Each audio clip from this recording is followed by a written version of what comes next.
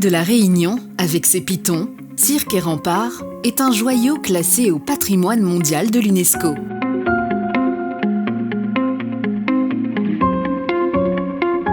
Au cœur de l'océan Indien, au carrefour des routes de navigation mondiale, l'île est entourée d'un immense espace maritime sous juridiction française, terrain de jeu des jeunes filières composant la pêche réunionnaise, pourvoyeuse d'emplois et porteuse d'avenir. Mettons le cap à l'est, au port de Sainte-Rose, à la rencontre de Joël et son fils Stéphane sur le départ pour les eaux territoriales. La pêche artisanale est la plus nombreuse en effectif. Elle s'est développée sur un modèle familial, initialement vivrier.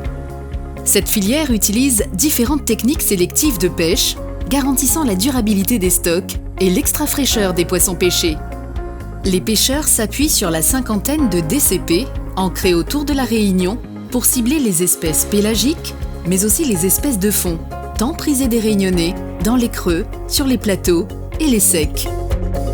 Malgré un millefeuille administratif, chaque année, des jeunes décident d'embrasser ce métier. Je suis tombé dedans dès le plus jeune âge avec mon papa, qui a su m'insuffler cette passion de la pêche. J'en ai fait mon métier aujourd'hui après avoir suivi la formation d'apprentissage à l'école maritime. Et mon objectif, c'est de reprendre l'activité. Pêcher, être libre, en est ma priorité aujourd'hui. Prenons maintenant la direction de Sainte-Marie, aux côtés de Charles Delmas, patron pêcheur embarqué sur son mini longliner. Avec sa palangre horizontale de surface, il déroule une ligne mer d'une trentaine de kilomètres équipée d'un millier d'hameçons à pâté.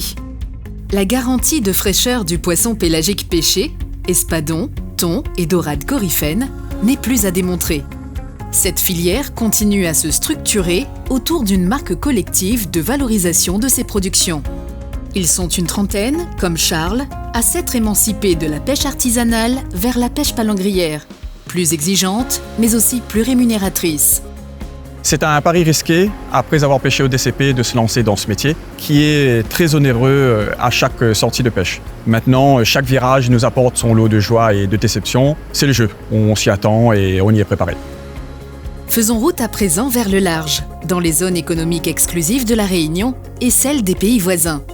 Les palangriers hauturiers réunionnais sillonnent sous licence de pêche communautaire les eaux de l'océan Indien avec les navires des grands pays pêcheurs. Ces navires y exploitent les grands pélagiques en frais et en congelés de haute qualité. Ces palangriers déploient quotidiennement des lignes de plus de 50 km en ciblant majoritairement l'espadon tropical, certifié pêche durable. Cette filière est cependant fragile car la plus vulnérable aux fluctuations économiques mondiales. Bon, vous connaissez l'expression créole. Bonne-vie, tient pas de bout. Les gars, ils ont besoin de bien manger pour aller travailler. Donc, à moi ici, mon rôle est crucial pour nous tous ensemble ici, pour bien faire vivre le bateau. Il est temps de mettre le cap sur le Grand Sud, autour des îles Kerguelen et Crozet, dans les terres australes et antarctiques françaises. Nous voilà à bord d'un navire de grande pêche qui cible les espèces à forte valeur ajoutée comme la légine et la langouste. Ces armements sont fortement structurés et d'un haut niveau professionnel.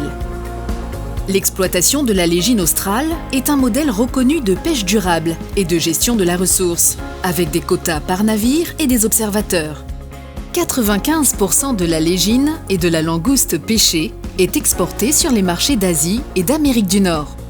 En tant que Réunionnais, je suis fier de participer à cette pêche et de voir tout cet océan, de voir cette biodiversité et de participer à tout ça, c'est quand même énorme. Retournons enfin sur les côtes de l'île, à l'embouchure des rivières, à la quête du caviar réunionnais.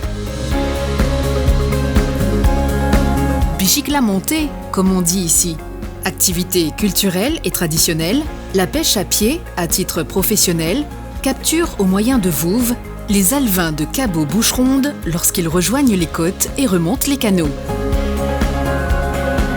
Ici, nous entretenons les canaux manuellement. Je suis la première femme à exploiter des canaux de Bichic et j'aimerais transmettre mon savoir-faire aux jeunes d'aujourd'hui. Par ses filières, y compris l'aquaculture à relancer, la pêche réunionnaise ambitionne d'être, en océan Indien, un témoin du modèle que prône l'Union européenne, soucieux des hommes et garant des écosystèmes.